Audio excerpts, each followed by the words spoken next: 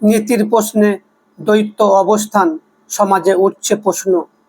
হারোয়া বিধানসভার তৃণমূল কংগ্রেসের মনোনীত প্রার্থী মুফতি আব্দুল মাতিন সাহেবকে ঘিরে সাম্প্রতিক এক ঘটনায় বিতর্কের দানা বেঁধেছে, যেখানে তার উপস্থিতিতে গান বাজনার আয়োজন দেখা যায়, যা ইসলামী মূল্যবোধের পরিপন্থী বলে মনে করছেন অনেকেই।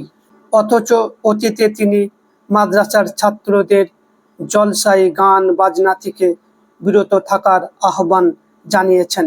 ফলে সাধারণ মানুষের মনে প্রশ্ন উঠছে, নীতির এই দ্বিচারিতা কেন? একজন দায়িত্বশীল ব্যক্তি হিসাবে তার আচরণ কি সমাজে ভুল বার্তা দিচ্ছে না?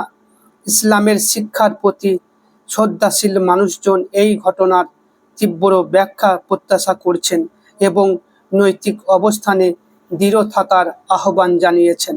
এও প্রশ্ন উঠছে, সমাজ পরিবর্তন করতে গিয়ে নিজেই পরিবর্তন হয়ে গেলেন? দেখুন সেই ভাইরাল ভিডিও।